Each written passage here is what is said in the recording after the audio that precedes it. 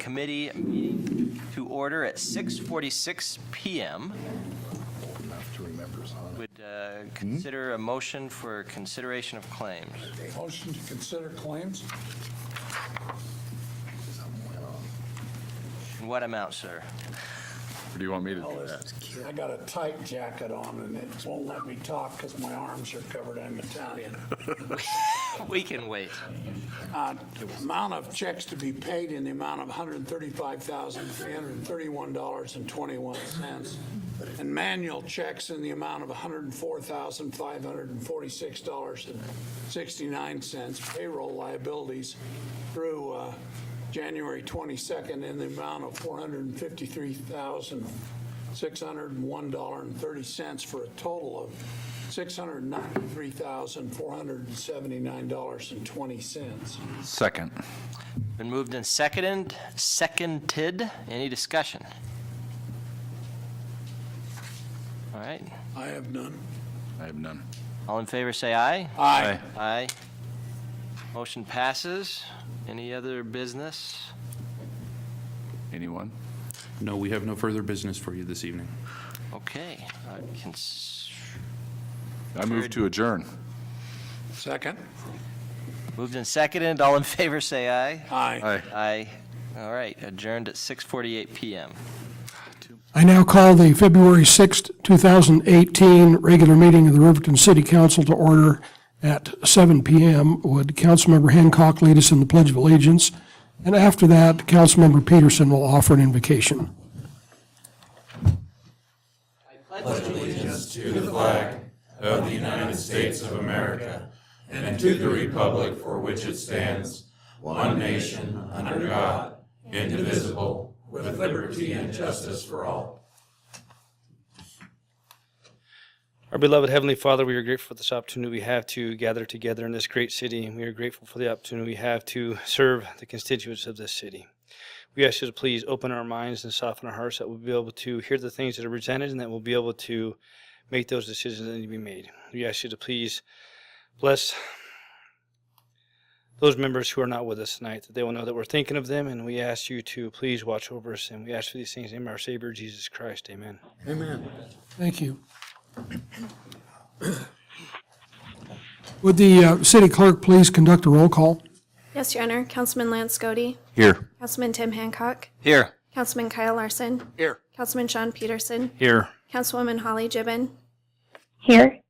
Mayor John Baker. I am present. The chair would entertain a motion to excuse Mike Bailey from the meeting this evening. Motion to excuse Mike Bailey. Second. Moved and seconded. All in favor, say aye. Aye. Any opposed? The motion passes, and I declare that we do have a quorum. For those of you who are, take note, Holly Gibbons talking to us on the telephone. So the chair would entertain a motion for the approval of the agenda as presented. So moved. Second. Moved and seconded that we approve the agenda. All those in favor say aye. Aye. Any opposed? Motion passes. Communication from the floor, citizens' comments. Anyone in the audience wishing to address the council regarding an item that's already on the agenda will be given an opportunity to speak later on. I would ask those individuals who wish to address the council at this time to approach the podium and identify yourselves for the record.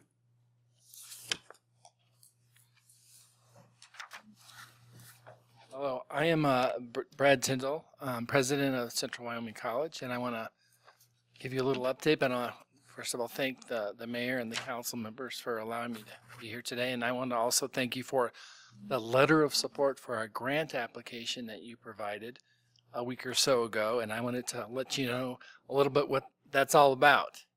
And so, so there's clarity of where the college is moving towards getting a facility. As you know, because you provided the letter, that the college is working to get an ag facility, generically speaking. But we haven't really named this building yet, or even the total concept, because we're still collecting information. But it's probably most accurate at this point to say we're working towards an ag, animal science, and equine futures complex. And so rather than just call it an ag building, because there are grounds and it's more than just ag, it's really economic development, and something I think that you all are probably very supportive of. So a little bit of background, especially for folks here who don't know exactly how buildings work for the state in Wyoming. As you all probably know, is that there's 3 levels of approval for the state. And as a community college, we have to get Wyoming Community College Commission approval and then legislative approval for anytime we want to do a building. And so there's level 1, level 2, and level 3 approval. Level 1 is concept, like, hey, that's a good idea. Go explore it. No money with that. Level 2 is, hey, this sounds like a good idea. Let's get some schematics. Why don't you draw up kind of a rendition of what these things look like? And we had that in 2015. And there's a little bit of money for that to build the schematic drawings. And then level 3 is when they say, hey, this sounds really, really good. Sound like you have a good concept. And with level 3 approval, if you're lucky, and we get half the building paid for by the state.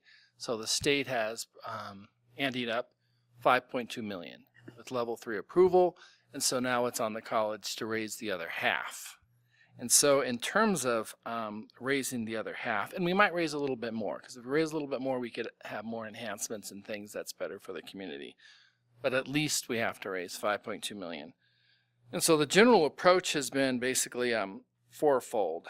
You have to determine what all features really want in this complex.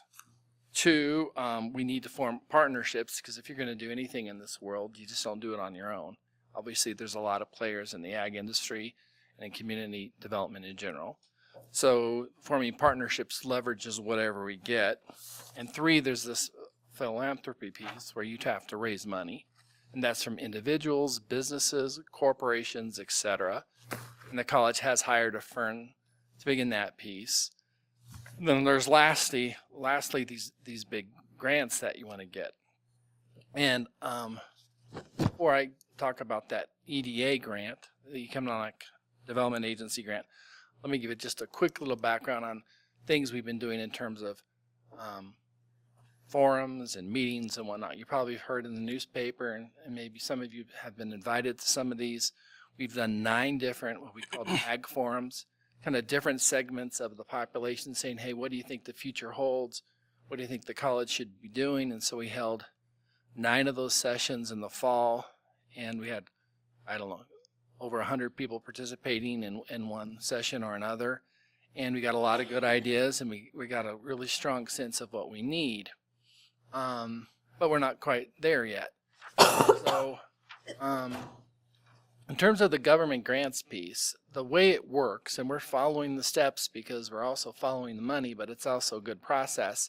If you want to get money from the Economic Development Agency, they want you to prove you need something. No one's going to hand you $1 million or $1 to $3 million if you can't prove from a studied research that this something is needed and you're going to meet and address those economic development needs. And so phase 1 of that is what you supported. It was a grant for an regional ag economic development analysis. So basically that means you hire some ag economists, likely people from UW, and they'll come and they'll talk to people, they'll look at the ag census data and see how much acreage is in this and that, and farmers, and say, what are your challenges and what can we do to maybe have more local meat production and this production and better hay and access to markets and all these things. And then the report would, draw some recommendations in terms of what the college and this complex could do to help. And with that, you go back to the EDA and saying your own paper says these are great things that are necessary. And we've talked to them personally down at EDA. Their regional headquarters is down in Denver. And UW doesn't draw upon their funds very much. So we're already a very good candidate for getting funds for a brick and mortar building. We're an extremely good candidate for getting this planning grant. And the planning grant for which you provided your letter of support should be done in a couple months. Someone will come, we'll get somebody on board, they'll do the analysis, they'll write a report, and then we'll submit the request for bricks and mortar money. I think the deadline's October 1st. The turnaround time, luckily, from the EDA is pretty quick, within weeks, not months. And we hope to hear that as others have done well through this process that you get, we're hoping somewhere between $1 and $3 million. And so what we also get from this is some planning information that's good for the county. They'll identify other possibilities and niches and things we might explore together, and we share that with our partners, saying here's some good ideas. We share the report, and we're hoping other people can use that to their advantage to apply for funds for things they need. And so I think it's going to be good all around. We'll get good information. We'll hopefully build something that is very much in line with what is needed and ascertained accurately.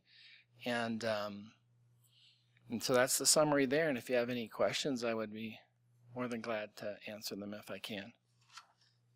Thank you, Council. Any questions? We're just eager to assist. All right. Okay, very much. so if, as this moves down the pipeline, and the city could have some significant or useful role to play, we'll be glad to step in and do. You're welcome to come anytime and talk about it. You know, this gets televised to about 60 people in Riverton.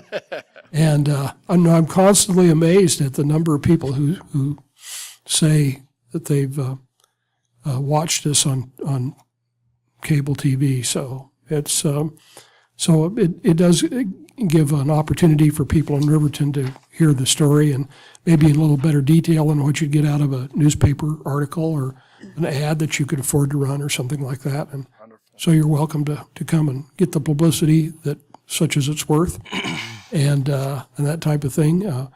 I firmly believe that Central Wyoming College is a significant contribution to the economy of our community. All of my kids have attended.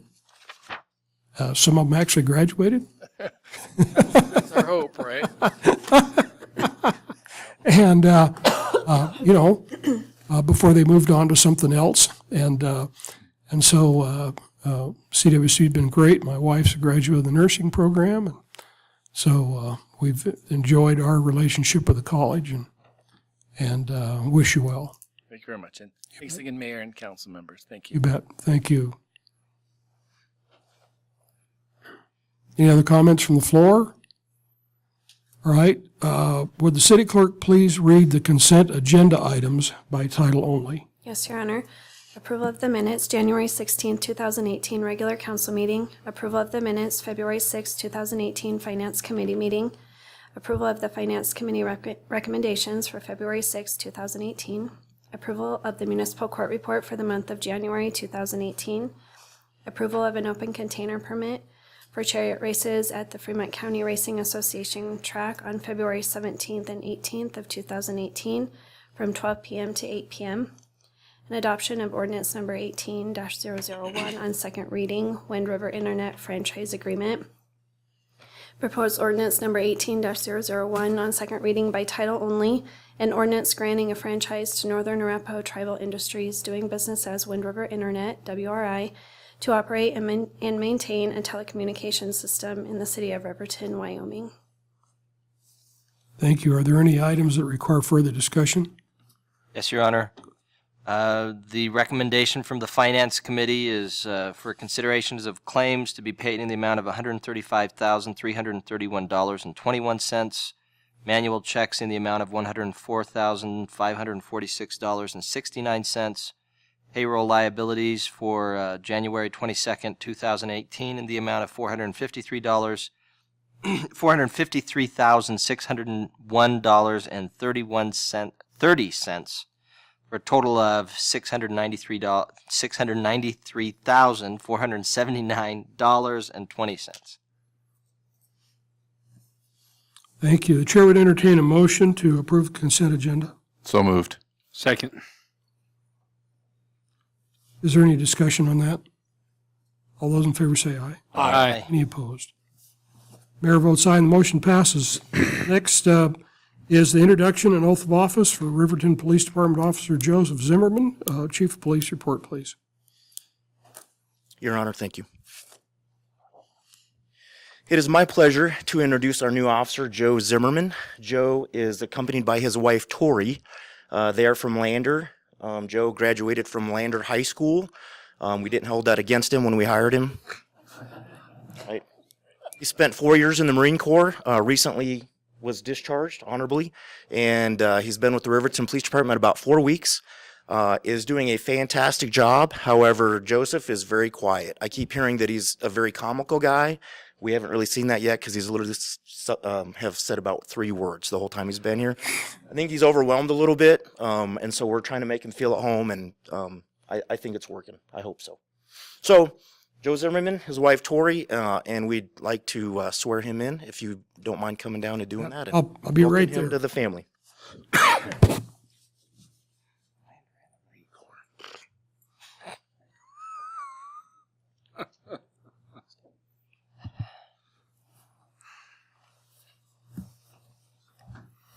So you need to get close enough to the mic so they can hear you. Okay. All right, so raise your right hand. I do solemnly swear or affirm I do solemnly swear or affirm that I will support, obey, and defend that I will support, obey, and defend the Constitution of the United States the Constitution of the United States and the Constitution of the State of Wyoming, and the Constitution of the State of Wyoming, that I have not knowingly violated any law that I have not knowingly violated any law related to my election or appointment related to my election or appointment or cause to be done by others, or cause to be done by others, that I will discharge the duties of my office with that I will discharge the duties of my office with fidelity. Lay that right there. You can put your name right there.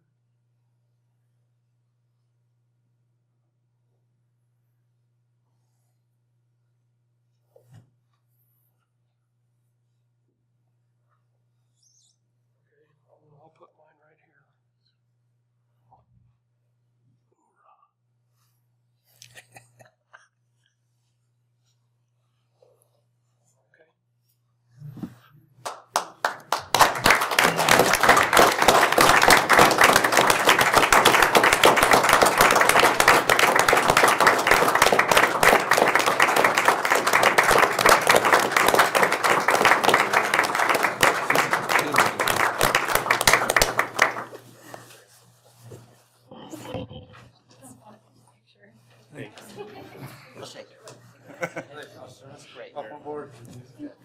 Congratulations, welcome.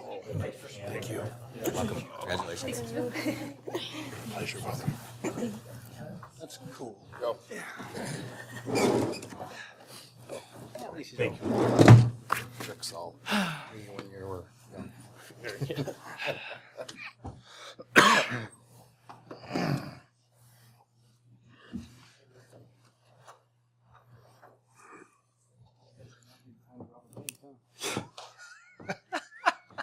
Yeah, well, a third of the boys in blue are in here, huh?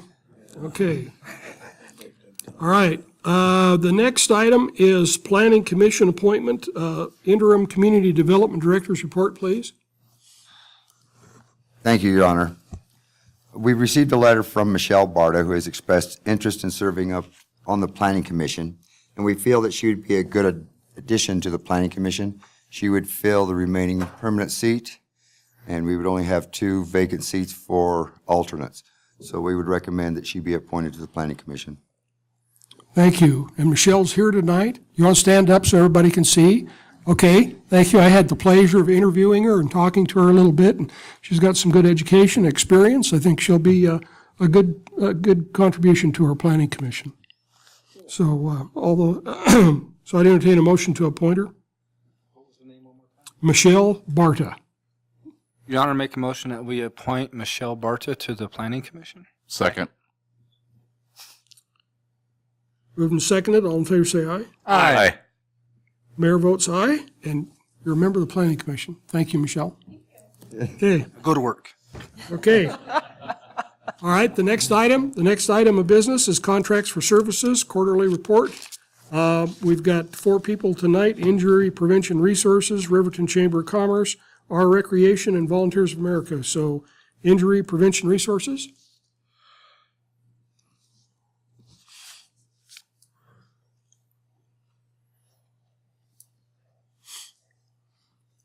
Noel Cooper, Executive Director for Injury Prevention Resources. Thank you guys very much for having me come and give a report and get you updated. I guess I always start by introducing my constituent, Mr. Gabriel Cooper. He's not a paid employee, just so you know. But he likes to tag along, and you guys might have to run against him for your positions here one day, depending. That'll be great. That's great. I think you will. Just to kind of give you guys an update on some of the stuff we have going on. We're continuing to do a lot of programs. For those who don't know, we're a nonprofit 501c3 that is dedicated to safety on roads. And, our primary route of that work is to educate and encourage seatbelt use and deter impaired driving and distracted driving. A couple other important things fall on that line as well, children in car seats and safety for pedestrians as well. So we're happy to be here. I do kind of bring a piece of news that is a bit, I guess, glum to look at.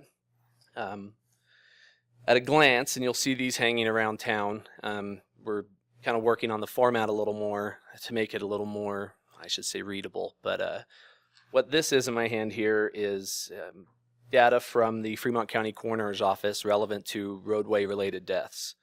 You'll see 2012 to 2017 on this list, and you'll also see all of the red lines going across would be alcohol-involved fatalities, and all of the yellow on the right side of the page are unbuckled people who have died. And so it's a long list, and it's very unfortunate how long of a list it is. We really look at it as a continued fight, and I know that this council's heard me say before that it's one that's not, I guess it's not a common or an attractive cause to go after. I feel like a lot of people are essentially kind of numbed to that process. Many of us travel every day, and many of us have, for most of us, the most dangerous thing we do in a day is hop in a vehicle. And so the list is long, and just to sum up the list, and like I said, our biggest goal is to get these out, get them a little more readable, so we can get these through public and get people to understand just kind of how big this problem is here for our area. So we've had from 2012 to 2017, 51 people have died unbuckled. 52 people have died in alcohol-related crashes. Total of 81 people have died on our roads in Fremont County. 28 people have died by homicide, alcohol-related homicide on the roads. And so, they say the roadway issues that we face are fixed by engineering, enforcement, and education. And that's, the education part, certainly we're going to continue to work on. The engineering's a little bit out of my hands. And we have really great enforcement all through the county that works towards this. But if there's, it's just the simplest messages to put out are don't drive drunk, don't drive impaired, and always wear seatbelt. And I think that a lot of these people that are missed in our community won't have to be gone.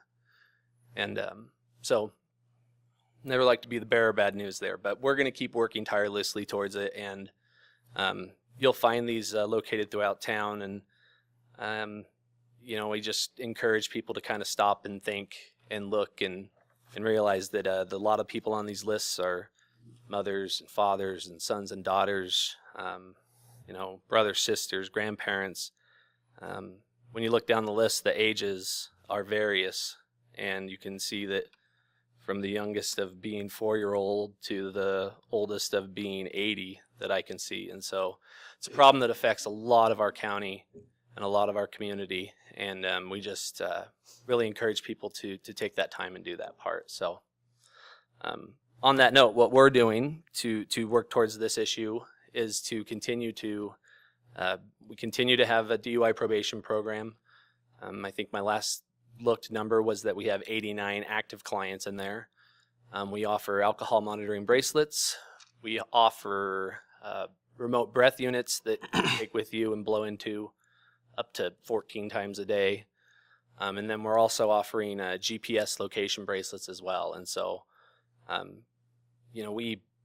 we truly believe that a DUI especially doesn't, that's something that we want people to if they have been involved in that, we just want them to grow and grow past it. And you know, our main goal is prevention, and doing DUI probation, we find that we face prevention a lot. We're trying to prevent that person from getting a second or a third or even a fourth DUI. And so we're continuing to do those things. We will actually be doing a large amount of community events coming soon. And I brought schedules for you guys, and essentially they'll be surrounding the law enforcement efforts for the high visibility enforcement. You guys know the most dangerous times to be on our roads. Most everyone knows it's you know, St. Patrick's Day, 4th of July, so on and so forth, Super Bowl. You know, most of them are pretty easily identifiable. And so we'll be having events, community events surrounding those.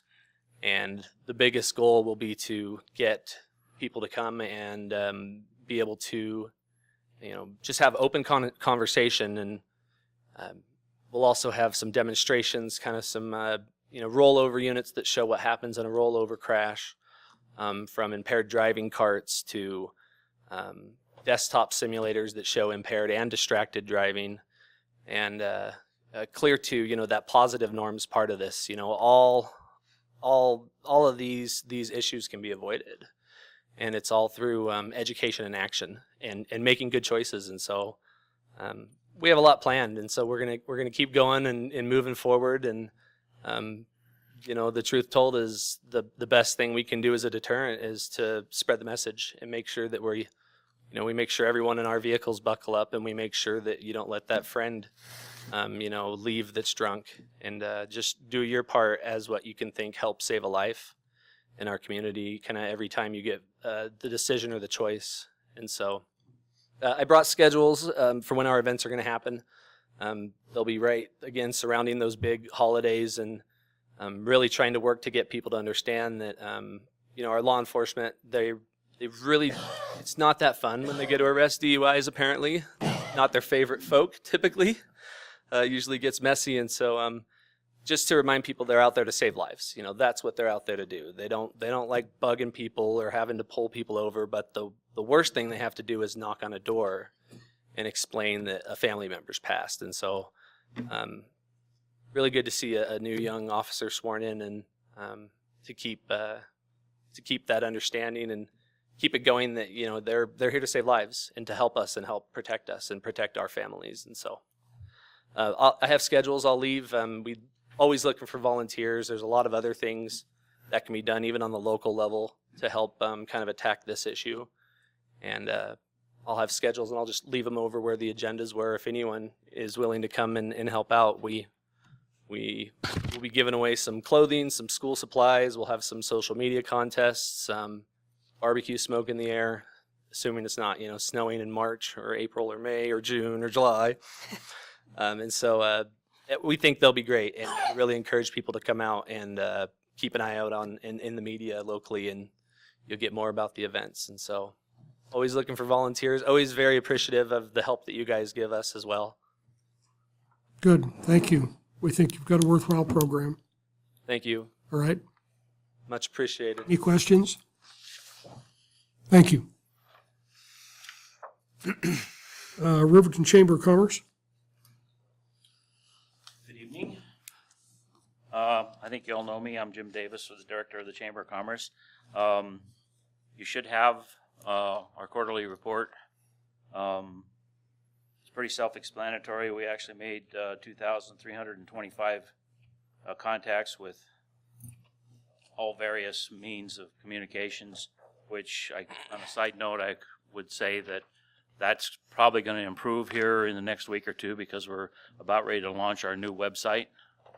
We've changed vendors, and we're going to get a lot more app-friendly and interactive website going here in probably another week. So I know Chelsea's been working diligently on it to get it up and running. So we're kind of excited about that happening.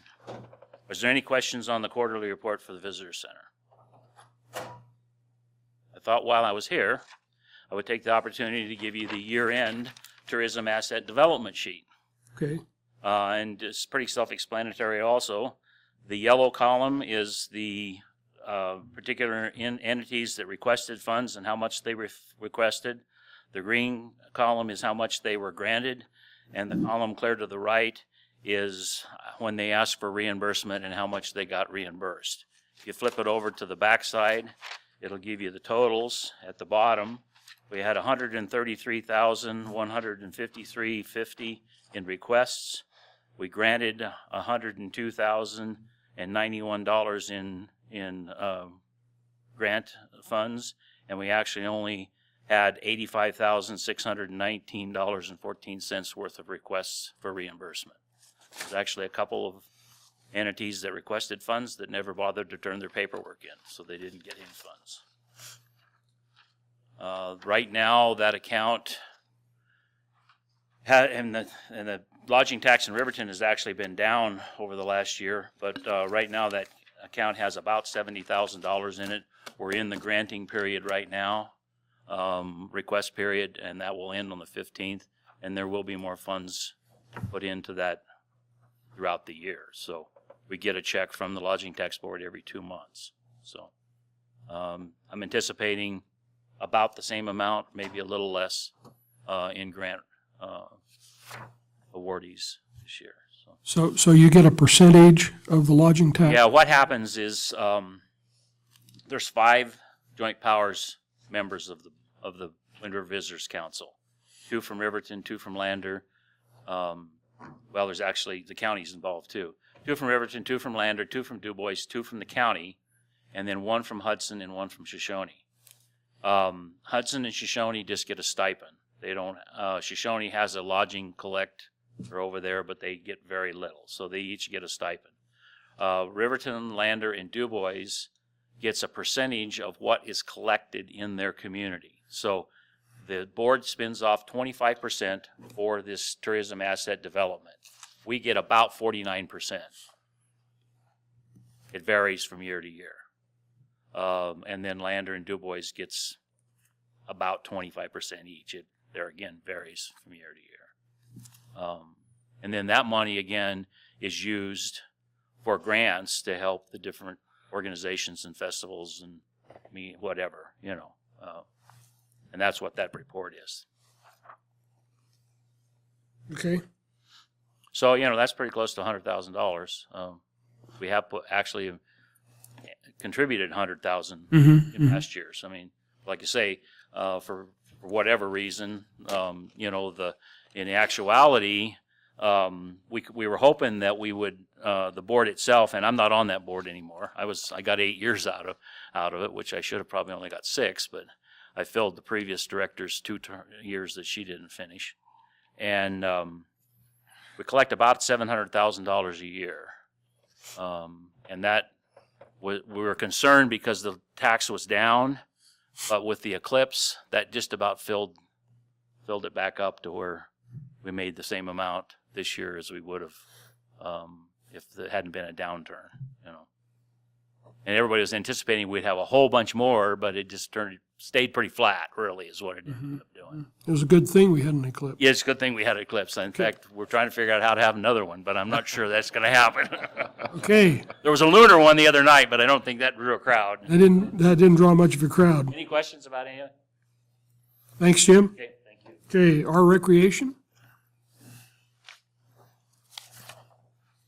Thank you guys for having us. I'm Mary Axel, and I actually am kind of following Jim's theme, and we did a year-end presentation since it's the second quarter, and we presented to you after the first quarter. So I brought you a PowerPoint in lieu of my notes.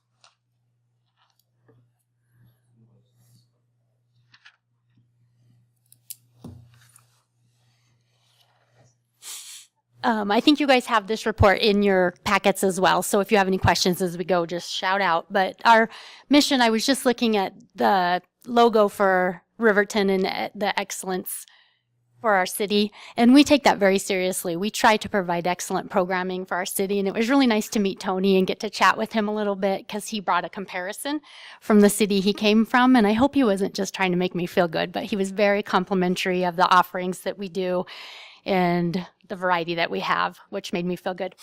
So in 2017, and this is the calendar year, we served 5,046 community members, which we're always thrilled with that number because we always hope for more than half of our population base.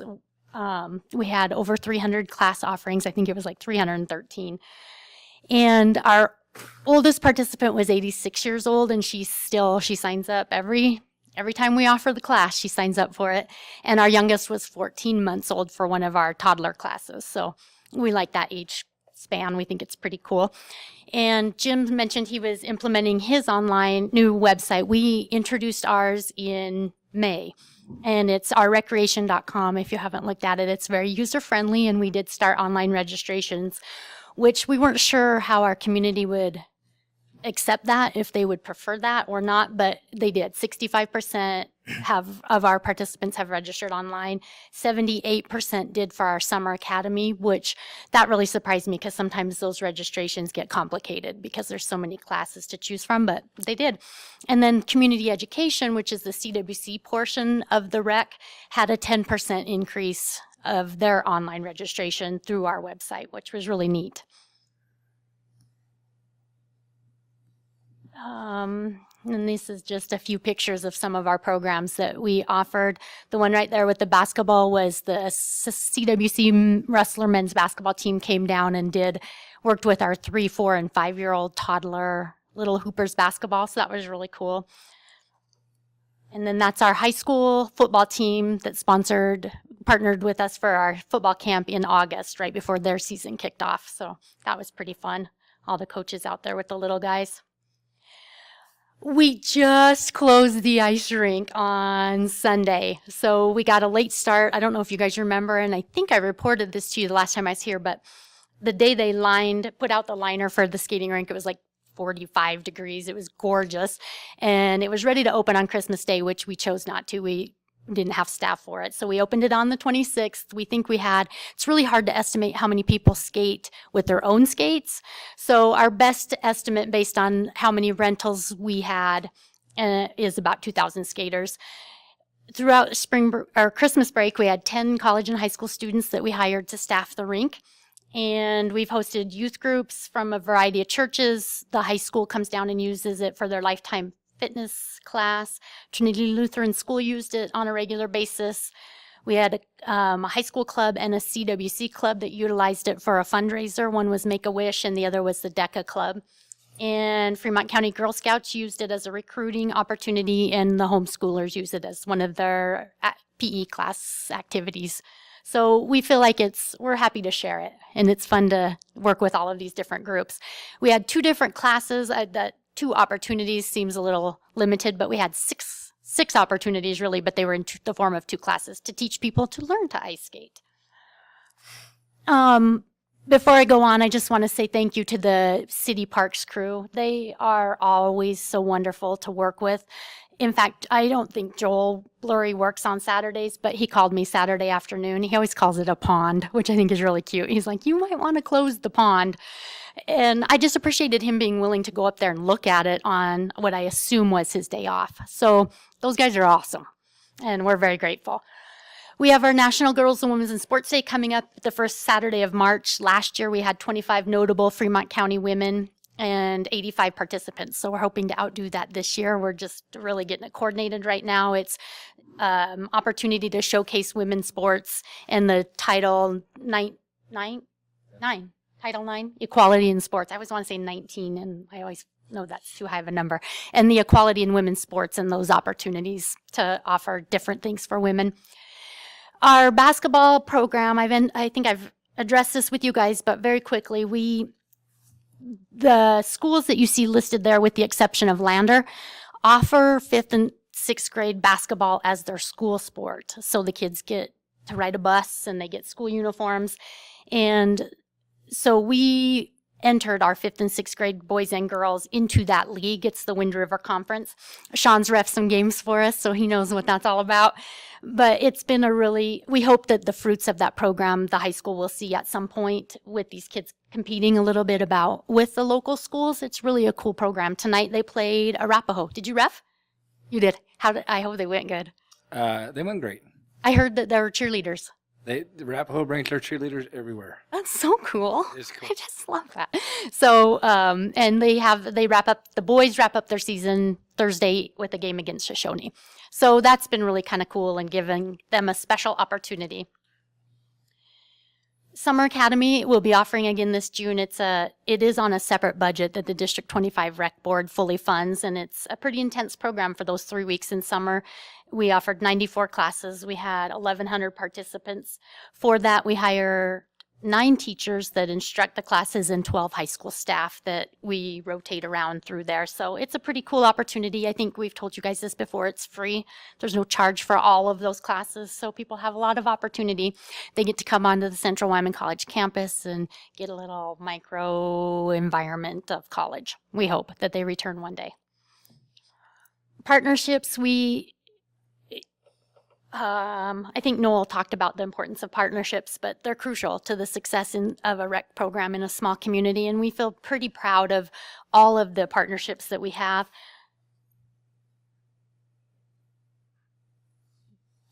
Well, there's my husband and our dog hunting on Black Mountain. Good partnership. Yeah, those labs, I'm telling you. I don't know what I have to push here. Anyway, we have lots of great partnerships on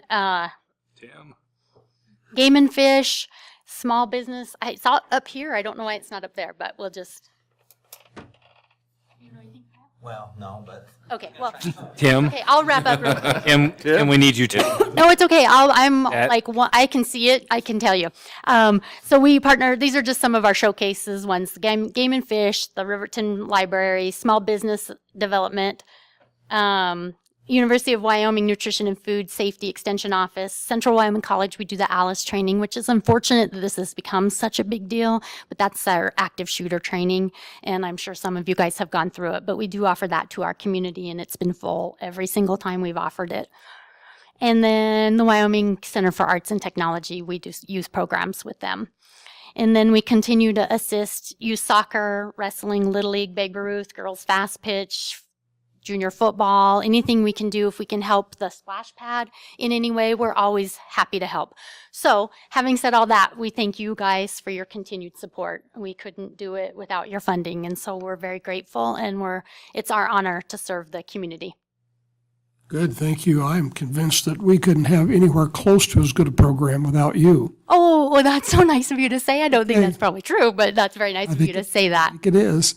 Thank you. I think it is. When I came on city council about 10 years ago, we were trying to run our own rec program, so. I remember that. Okay, all right. So I think we've got a good program here in Riverton. Thank you for your efforts. And thank you for your support. Good, thank you. Questions, council? Thanks, Mary. You're welcome. Good, Thank you, guys. Thank you. All right. Volunteers of America.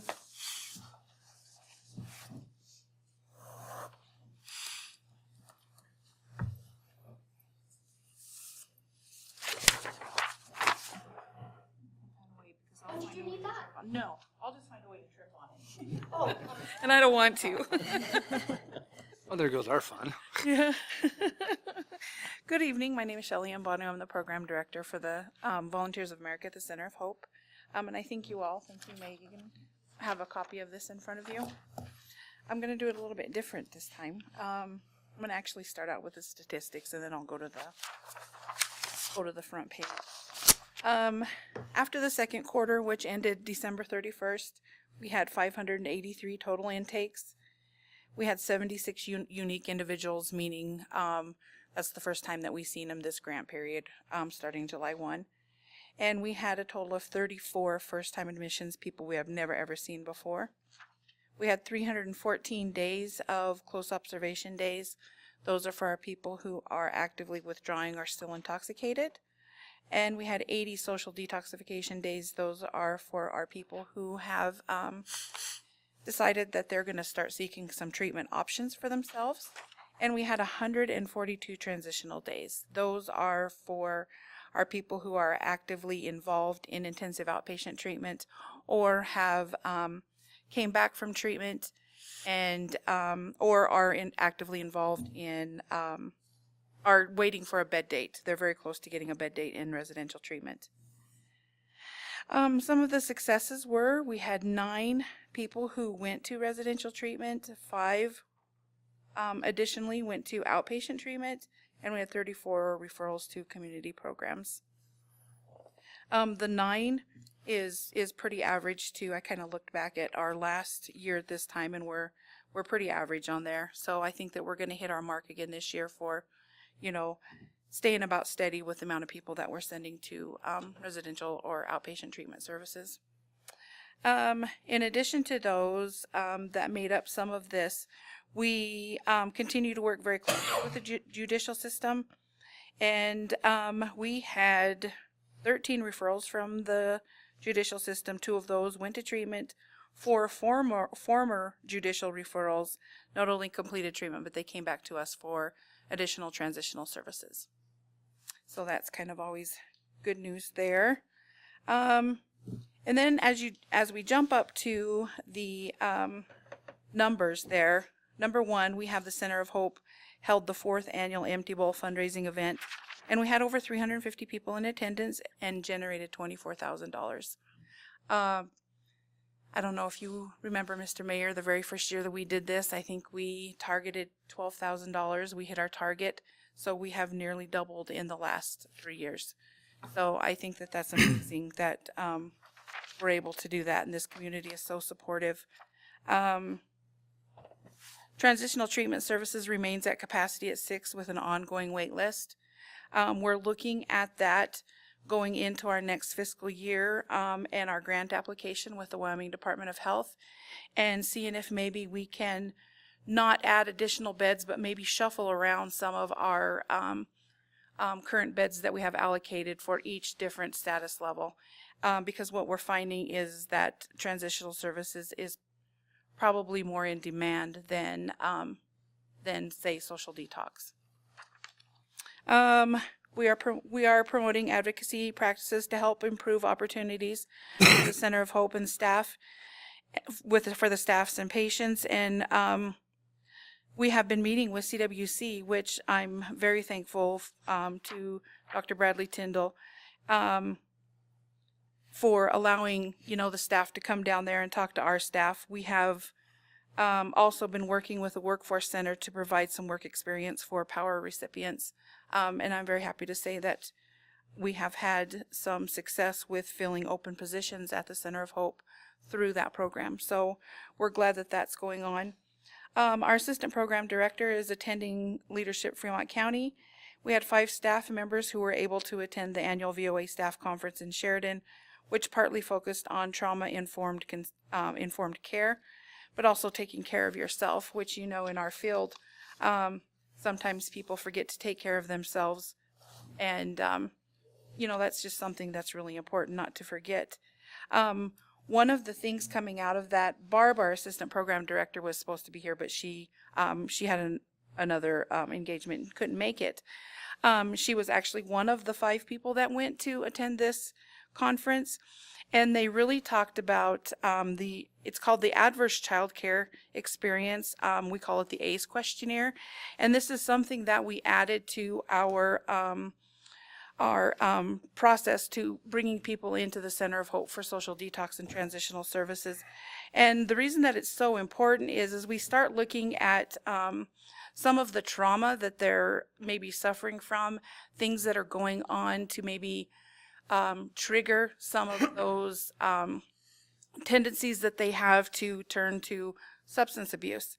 And it's questions like, simple questions like, did a parent or another child in the household often swear at you, insult you, and it's a scoring thing. And the higher the score, the more trauma that they're coping with.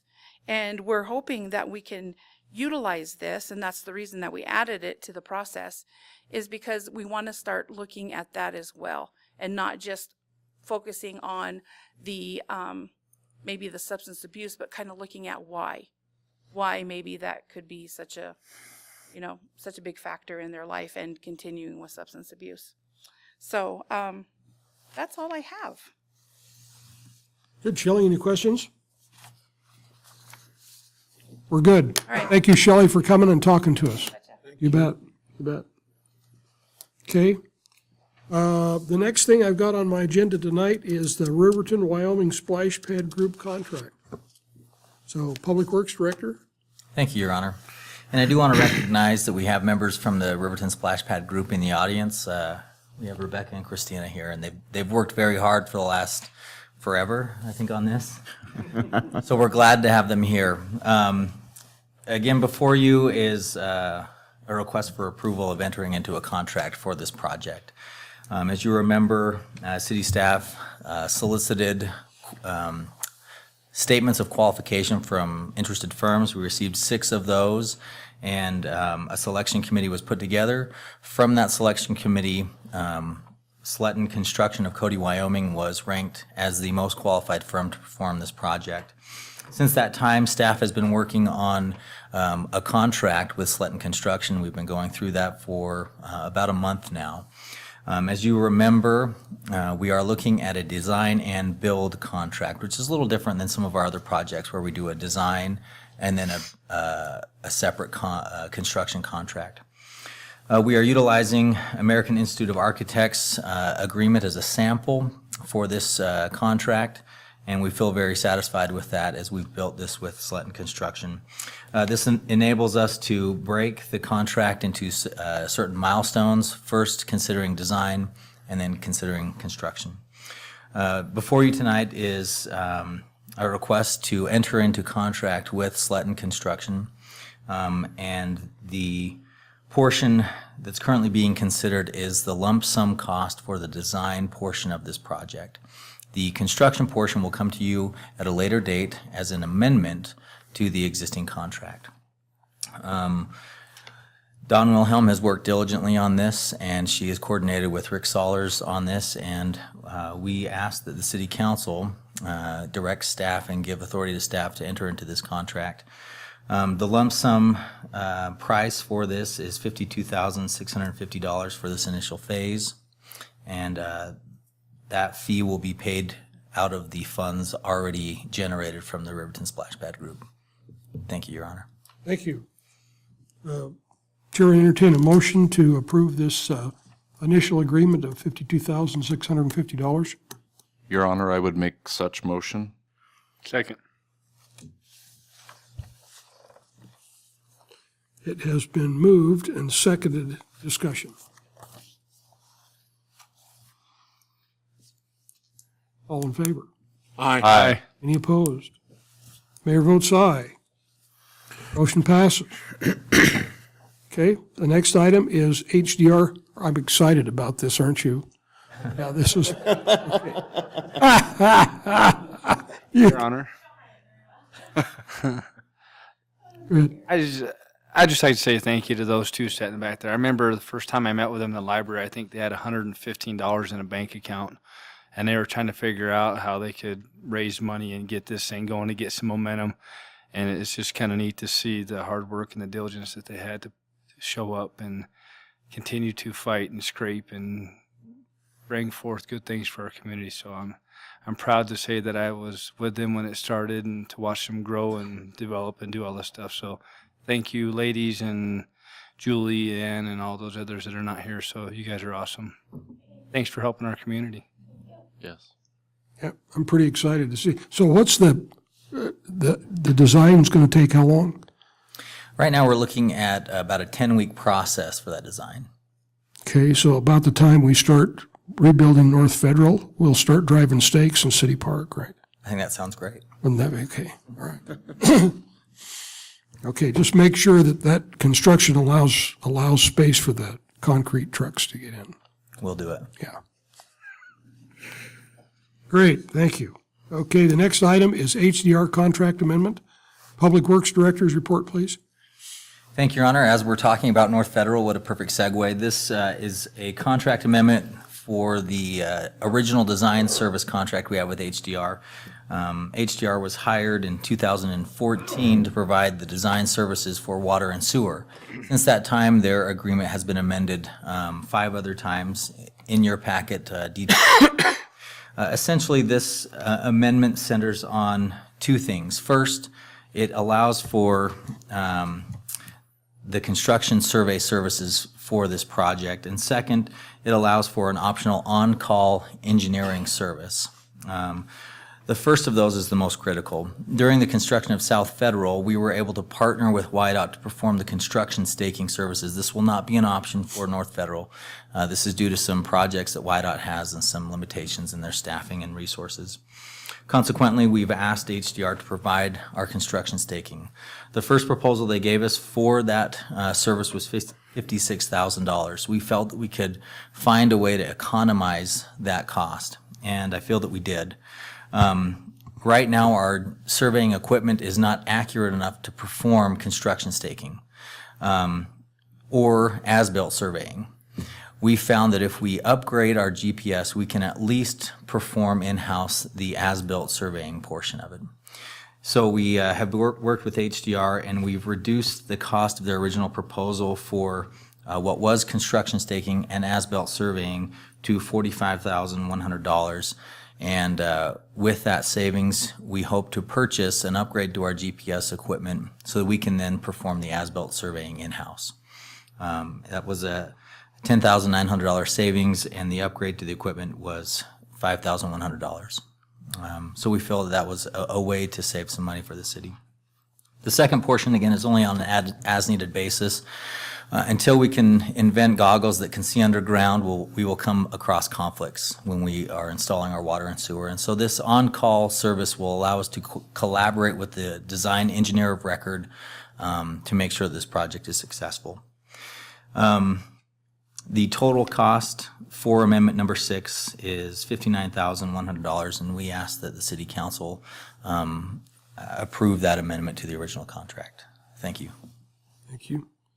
The chair will entertain a motion to approve the amendment to the original contract with HDR in the amount of $59,100. Your Honor, I make a motion that we amend the contract with HDR to $59,100. Second. Moved and seconded. Discussion? So this is an expense that we would have had anyhow because we would have paid the highway department to do it? Your Honor, I think we were able to benefit from the good graces of YDOT during the South Federal project, and it was not something we paid for. I see. So in this case, we're paying extra? That's correct. Gotcha. Thank you.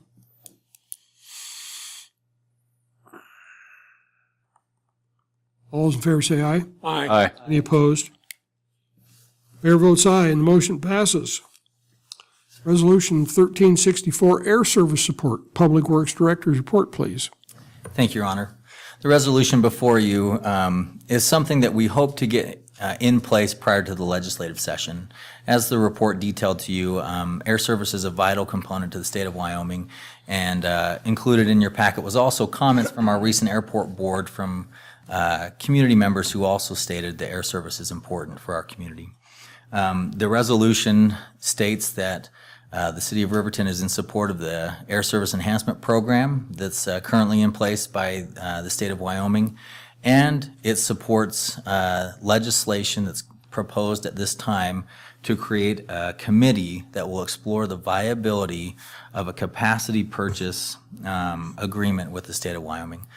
What is the capacity purchase? That is the opportunity to enter into a long-term agreement with multiple airports managed by basically the state of Wyoming.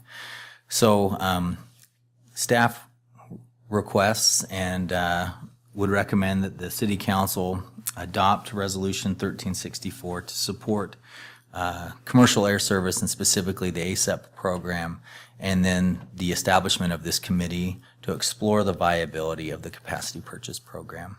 Thank you, Your Honor. Thank you. Would the city clerk please read Resolution 1364 by title only? Yes, Your Honor. Resolution number 1364, a resolution of the governing body of the City of Riverton supporting commercial air service in Wyoming. Chair would entertain a motion to approve Resolution 1364. So moved. Second. Moved and seconded. Discussion? Go ahead. Kyle, are we to assume that those specific 4 areas will be us and who are the other 3? Gillette and Sheridan and what's the last one? Rock Springs, which is Rock now Springs. Southwest Wyoming Airport or something like that. What makes us so wonderful that they would do that for those 4? Everybody else has shown no interest, or? Your Honor, Councilman, 2 of the other airports in the state of Wyoming receive federal dollars for their air service, and that's through the Essential Air Service Program. So they don't require the same level of support from the state of Wyoming. And the other 2 are Casper and Jackson. Jackson does receive support from the ASAP program, but it's in a different form than what we receive. And Casper is the only airport that is currently self-sustaining, or maybe put it a better way, has an air service provider that will fly completely at risk into their airport. Okay, thank you. Your Honor. Go ahead, Lance. Can you kind of give me a little bit more detail on the committee structure that's referenced in the motion? Just, is that representatives from the different cities that are going to be involved? Tell me a little bit more about that. Your Honor, Councilman, the committee is currently proposed under Senate File 40. That involves several members appointed by the governor, 2 of which come from Endow, 2 are legislative members. 1 is from WAM, 1 is from the County Commission Association, 2 are at large, and 1 is from the Wyoming Airport Operators Association. That is what is proposed, okay?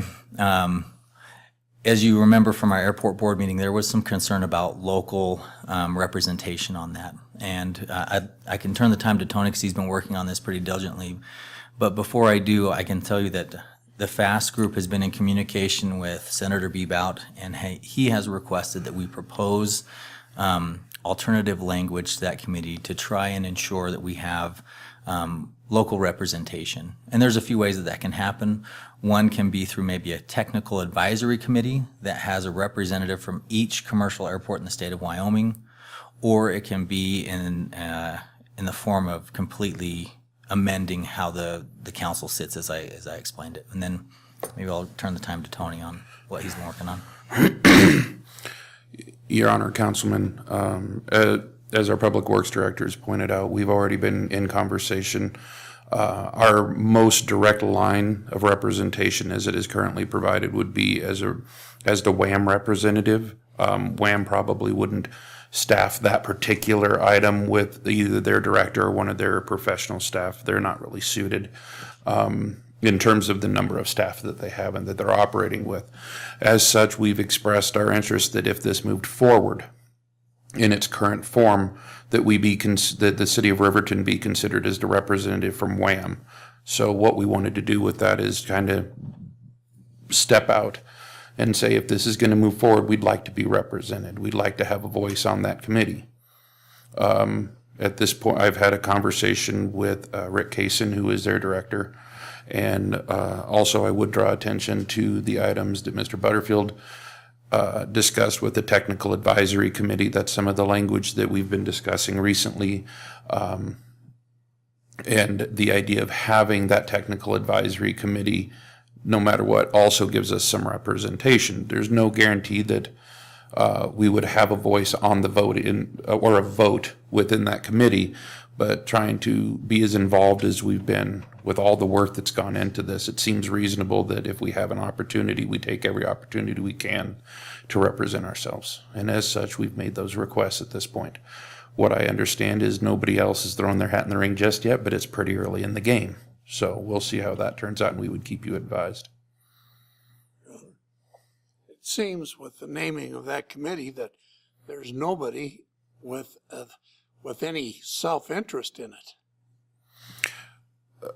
Your Honor, if I may, Councilman, there are some people that have that are appropriate with aeronautics. Having WAM, having a representative, I think, is a way to get some of that local interest, and that's why I think obviously we have if you pardon the term, a dog in that fight. We have some interest in that, and so having us be a representative, having a community be appointed, or an individual from a community be appointed seems to make a lot of sense. We would say the same thing with the commissioners, because other communities have the county in charge of their airport, so obviously there would be some interest there. Well, ours was rejected, taking our airport from us. They haven't been interested in that. Thank you. Is there any other questions? We've got a motion and a second. Tim? I guess I just wonder, I mean, if, and I was at least a part of the meeting where we discussed this in terms of representation. I don't see any reason why we can't specifically put that in the resolution, that we would like to have representation from our airport. I mean, we're sending a message to the legislature. I would think one of the messages we'd like to send is, this is a great idea, but we think we need to have representation from the people who are really close to what we're talking about. It makes no sense to have people out here in the clouds representing us in our airport here rather than having somebody from our community. Well, Gillette doesn't have a representative there. Rock Springs doesn't have a representative there. Sheridan doesn't have a representative there. And that committee is the one that's taking the money for those communities.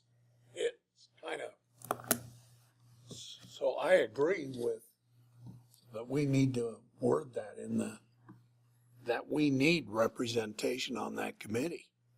And I did use the phrase out in the clouds on purpose. I just wanted to make sure that that was clear.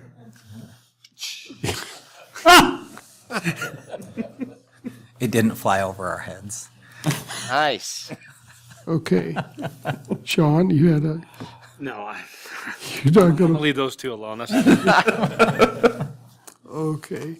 Well, I can, just as the devil's advocate, I can say that what they obviously see here is that there are 4 communities that do have an interest in the outcome of this. Okay, and so they're hesitant to put a representative on that represents just one of those communities instead of all 4, you know.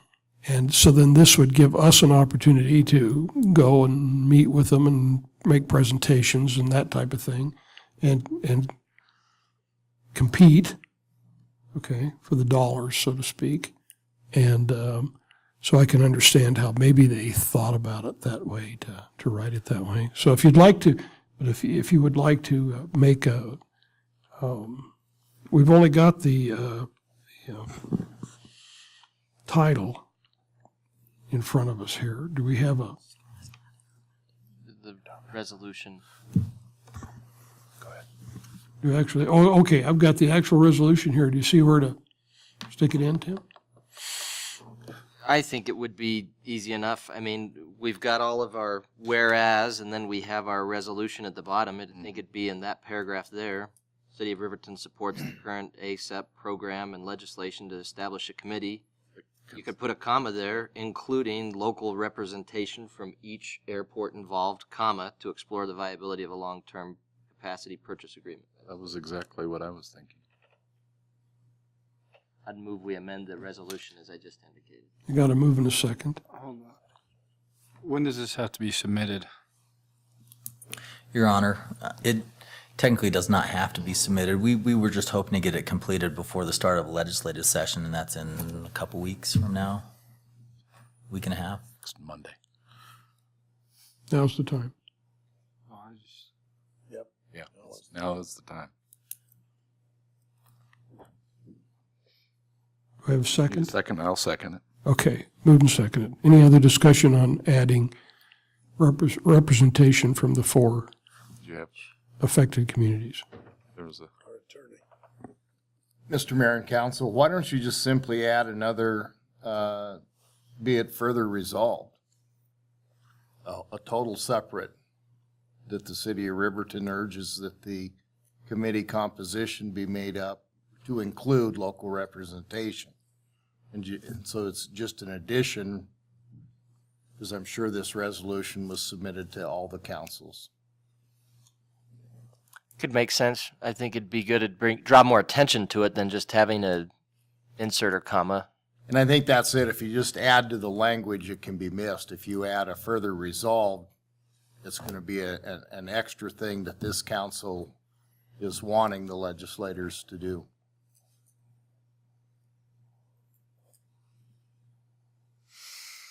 Are you comfortable moving ahead without having the exact language?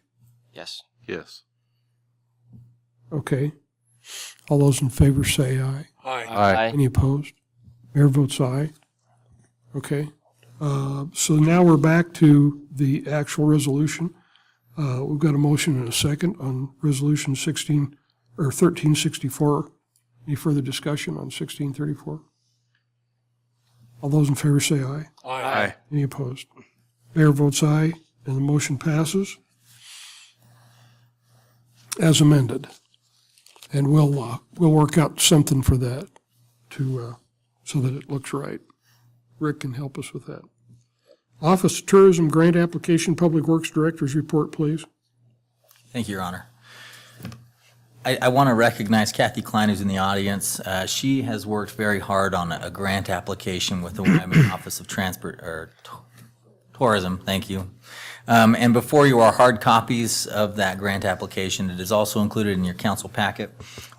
Essentially, the Fremont Air Service team is in charge of marketing for air service in our county and our region, and they've done a great job.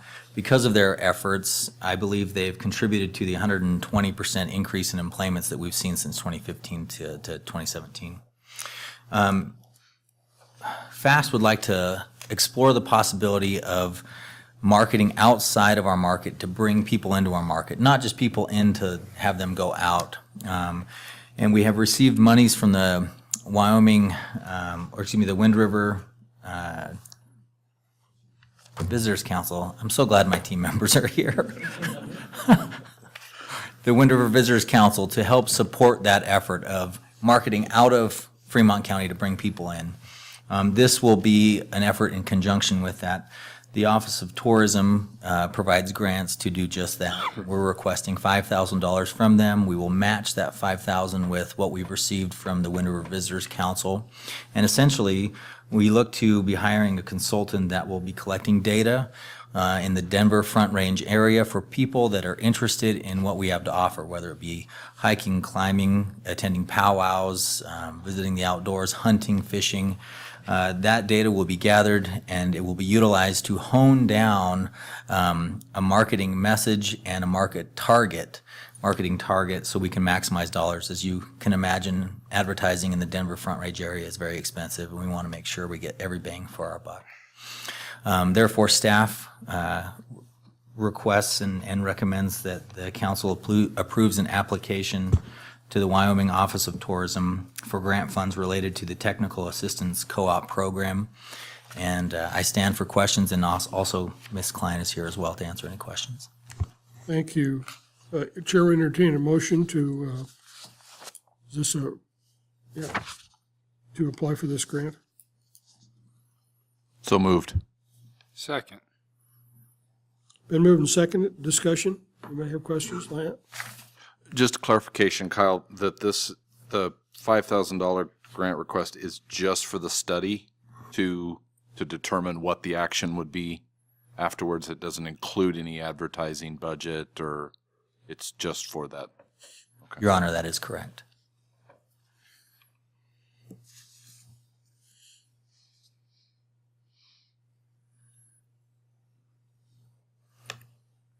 All those in favor say aye. Aye. Any opposed? Mayor votes aye and the motion passes. Thanks, Kathy. Resolution 1365, Emergency Management Plan. Report from the Chief of Police, please. Your Honor, thank you. This is an adoption of the multi-hazard mitigation plan. A little bit of background on this multi-hazard mitigation plan. Back in 2000, Congress passed the Disaster Mitigation Act. And basically what that act said is if we have a multi-jurisdictional event that local and federal agencies will be able to get grant funding for that event. This went before FEMA. It went before Homeland Security. For Wyoming, it was approved by both of those entities. It is now before you to be approved.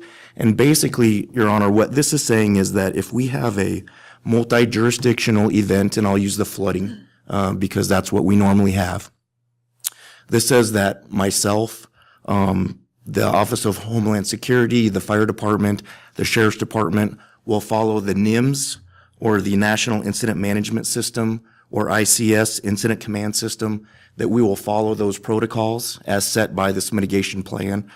And basically what that says is that we'll play nice together in the sandbox. And so if Homeland Security comes in, which they typically do on our floods, they take command of that event, and then myself, the fire chief, will act as support liaisons for that type of event. And so basically, I believe it was a 341-page packet that I gave you. I have read that, and it covers everything from landslides to avalanches, flooding, things of that nature. But like I said, basically for us and the adoption, we'll basically be using it for the floods and that type of stuff. So the adoption, this really says that we will work with those other entities, which we do, and then we will receive grant funding for those events by passing this adoption. Thank you. Any questions? Man, that thing is extensive. So they've obviously tried to cover every eventuality. So, okay. And unlike the public director's resolutions, mine cost zero money. Your Honor, I'd like to clarify that my resolution didn't cost any money either. I want to Okay. clear on the record. All right, would the city clerk please read resolution number 1365 by title only? Yes, Your Honor. Resolution number 1365, a resolution adopting the Wyoming Region 5 Regional Hazard Mitigation Plan for the city of Riverton, Wyoming. Chair would entertain a motion to adopt resolution 1365. So moved. Second. And moved and seconded. Is there any discussion on this? All in favor, say aye. Aye. Any opposed? Mayor votes aye, and the motion passes. Item 17, the 2018 City Council meeting calendar. City Administrator's report, please. Thank you, Your Honor. Mayor and Council, what you have before you is almost a matter of housekeeping. We're presenting to you a proposed schedule for your council meetings and work sessions for the coming year. This one has two work sessions in February, as previously denoted at the past council meetings, due to your goal setting sessions. However, otherwise, you will have, as per your code, a first and a third Tuesday of every month, and as you have done in the past, it is proposed at the second Tuesday of every month being scheduled for a work session. It would be noted that if another work session needed to happen for any particular reason, a lot of the time we tend to look at Tuesdays consistently, but if a special one needed to happen at a different time, we would discuss that and schedule that accordingly. We're not tied to those Tuesdays. However, what you have before you is the proposed item before you is for your consideration and discussion if you would like to make any modifications or changes. This does not mean that you cannot make changes in the future, but rather that we have the ability to say this is our proposed schedule. Cool. Thank you.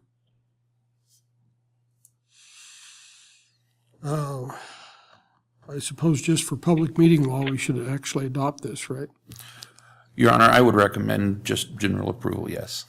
Okay, Chair would entertain a motion to adopt the meetings calendar.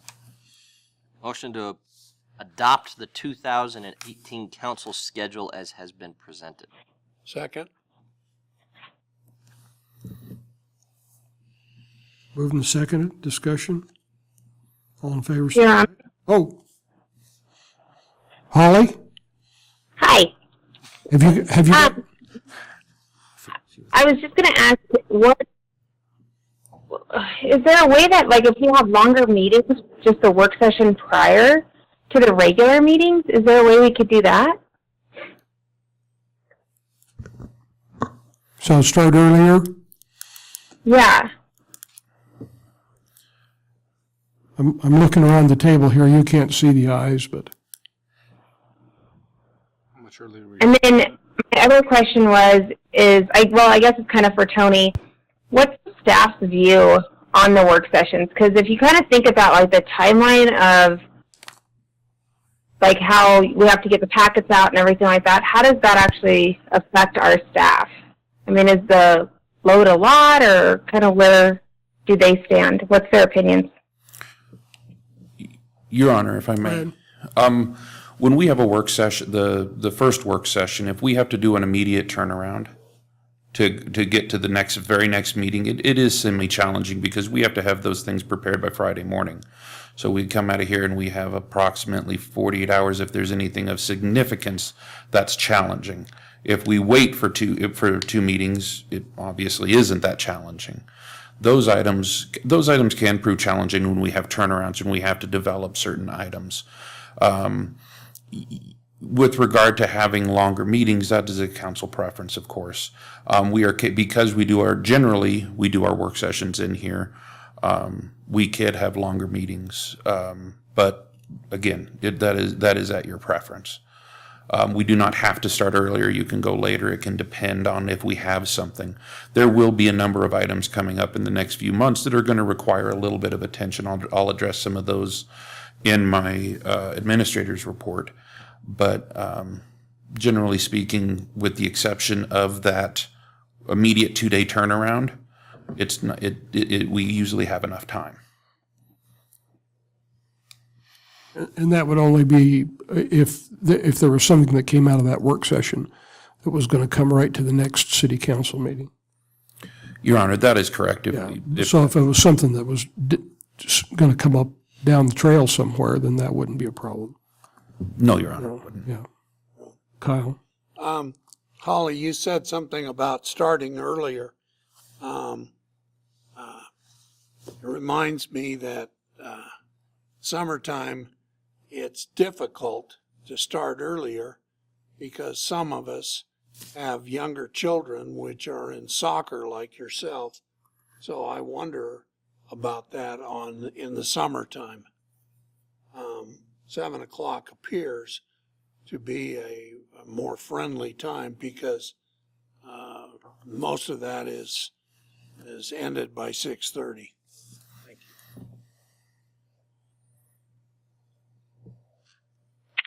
Okay. I was just wondering. Mm-hmm. Well, we can certainly look at that, and on a case-by-case basis, we can make adjustments if we've got something that really matters, that is going to take some additional time to work on, and we can certainly look at that. But this would be an official calendar for every time that we're scheduled to meet. Your Honor, may I make one addition? Go ahead. The regular sessions are scheduled, and we don't really call those off. If there was no need for a work session or something was coming up and we weren't going to have those, we would coordinate with, of course, the mayor and say, we don't have anything for this work session, or for whatever reason, this work session isn't necessary. Maybe we need one at the second meeting, and then those could be canceled via the mayor. Nothing really says too much about the work sessions, but we did want to set a schedule.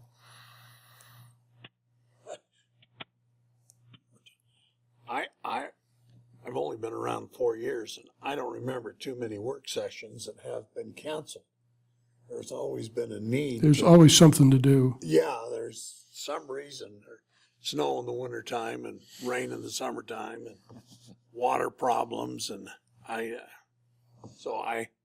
appreciate your feelings that we could cancel work sessions, but I haven't seen it happen yet. Throw that down as a challenge. Your Honor, it's not a. I don't want to accept the challenge, really. But it was my understanding that there were certain work sessions last summer that were not held. There was. Okay. That we were interim. Kyle was here. Wondering where the rest of us were. Yeah. My point was simply that we can always find things to talk about. There's plenty going on at all times. But it was more for council information and in your option.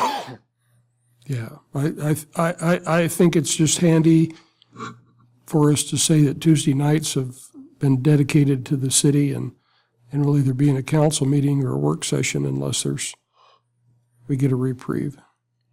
Well, okay, so are we ready to adopt this? All in favor say aye. Aye. Any opposed? Mayor votes aye. We did that.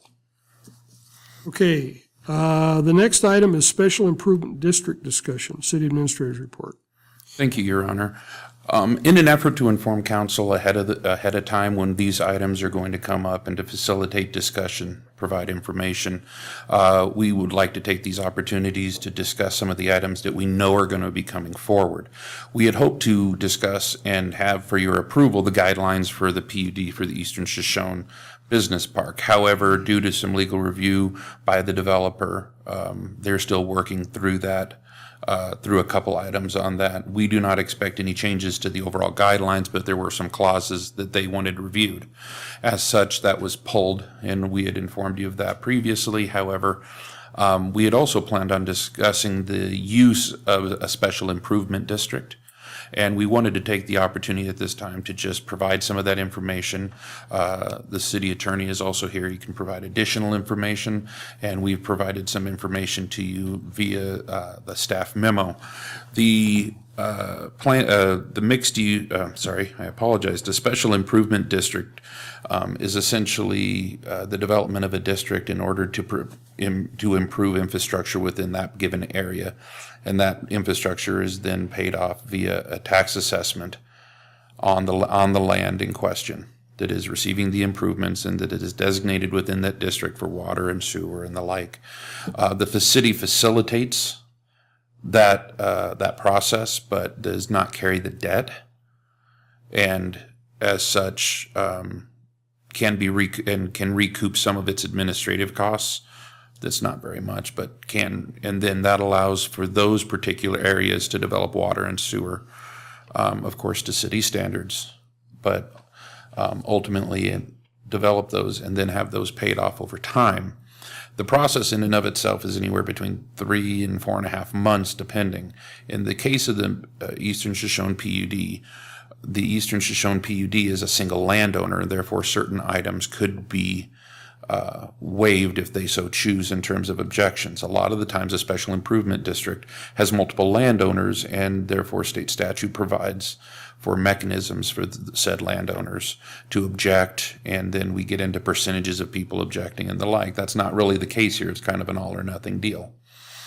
So what we wanted to do is provide you again the memo and make sure that we were here to answer some of your initial questions. Again, legal counsel is here to lay out the timeline and to make sure that if you had any questions tonight or as time progresses, that you had this information in advance. With that, in an effort to be brief, I would stand for any questions or concerns or clarifications you might have.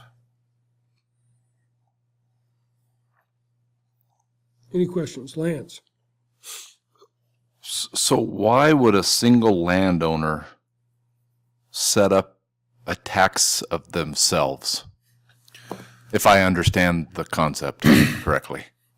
Your Honor, essentially it allows for the issuance of bonds in order to pay for large infrastructure projects, water and sewer projects. So you take the area that would be the proposed first phase that has been talked about, and you want to run water, sewer, any roads, the like.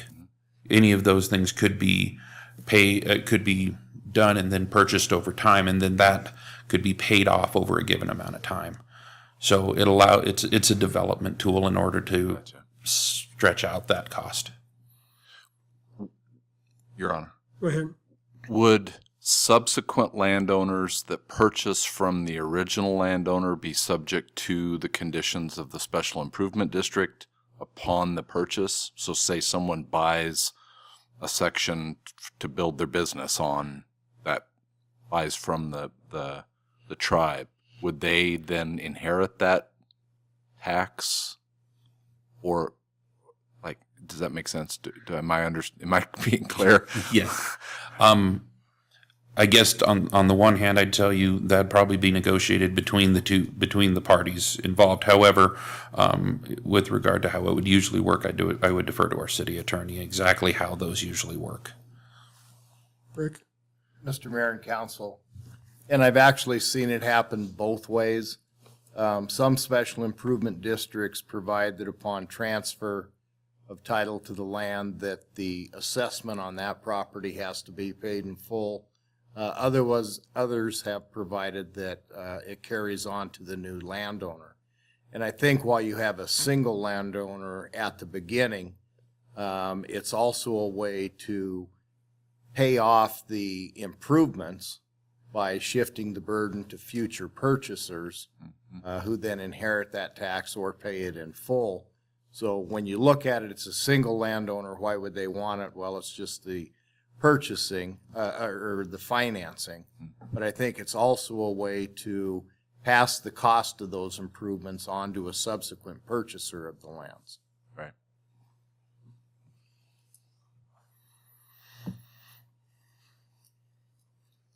Go ahead. When I had a purchase down in Salt Lake City, the property that I had that on it, and that subsequently fell upon me, and so we dealt with that as an ongoing, and so that allowed that development to occur, but it wasn't tied to the original owner.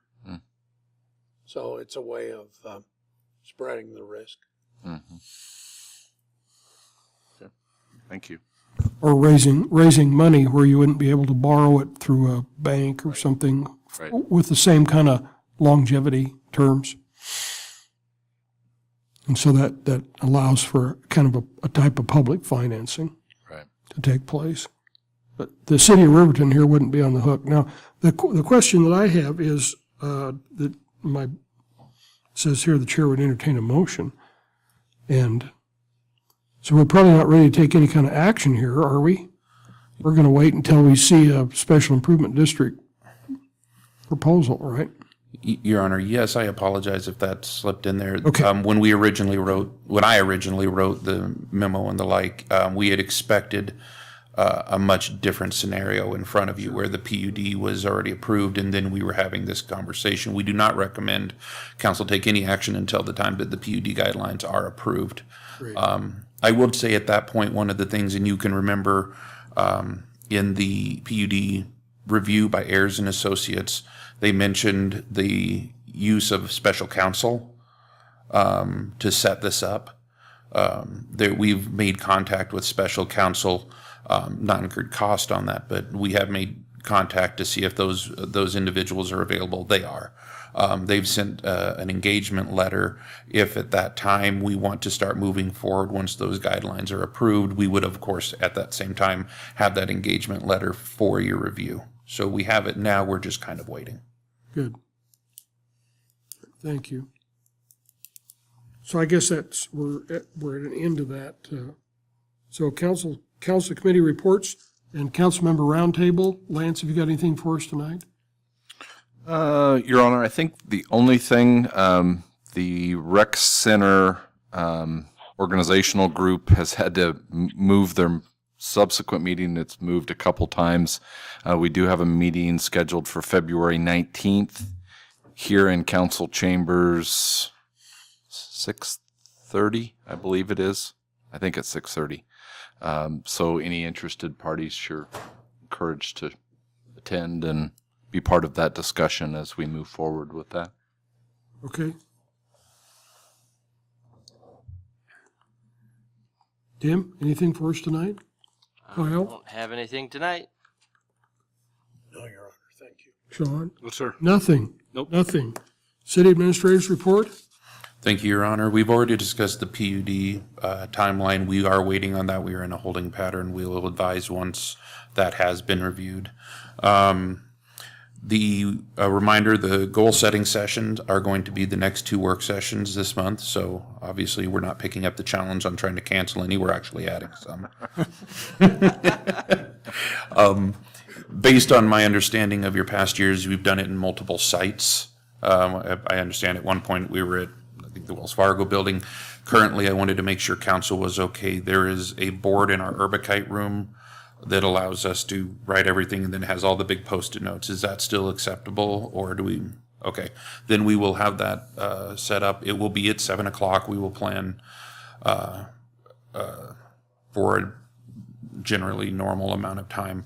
Anybody has anything they would want considered among some of the proposed goals or items that we should have researched, please get those to us, and we'll do our best to facilitate that. The force meeting will be Monday the 12th at 11 a.m. if anybody would like to attend. The North Federal meeting will be on the 21st at 6 p.m. here in council chambers. I know a few of us are going to be gone at WHAM at that time, but I wanted everybody to know that that's going to be being advertised and obviously probably pretty well attended. I would advise council that we are doing a policy revision ongoing with our HR policy manual. We've denoted that before, and again, not taking up the challenge of getting rid of work sessions. That will definitely be a work session item simply because it's going to be relatively significant. The way that those work is we've reviewed it internally.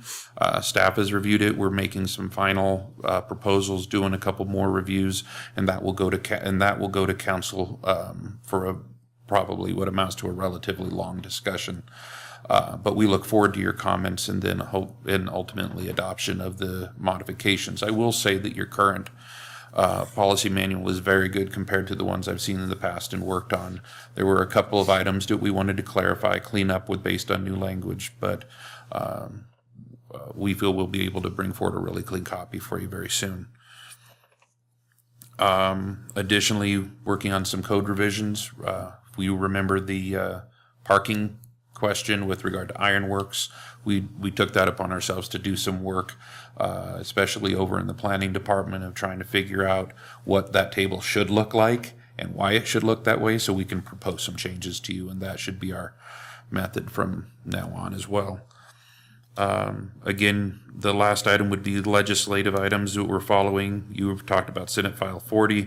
We have food truck items, municipal court items, and the $105 million, which is the biennium amount that was proposed last time, that is asking for local government, essentially. That's the same as it was the last time around. It's been asked for by WHAM. It was in the governor's budget and proposal, and we're hoping and proposing that stays. That direct distribution is a significant amount of money to our communities. And it's something that we're always paying attention to. So if you have anything for me, I'll be happy to address it. Otherwise, that is my report. Any questions? Kyle? Just one. How is our sales tax doing?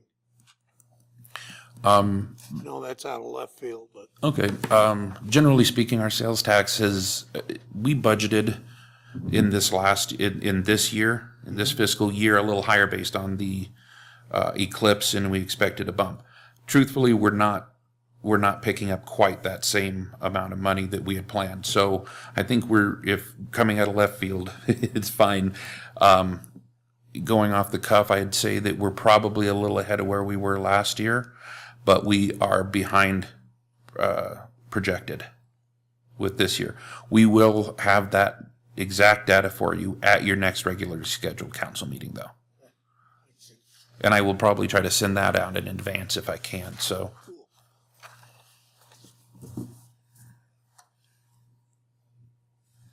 Okay, I guess the only item I have is concern for Mr. Bailey and his family, and hope that they'll be supported and get the comfort that they need at this time of loss in their lives, and we look forward to Mike being able to join us again in the future. And so I don't have anything else. We don't need an executive session. So I would entertain a motion to adjourn. Motion to adjourn. Second. Moved and seconded. All in favor, say aye. Aye. Any opposed? We're done at 8:37.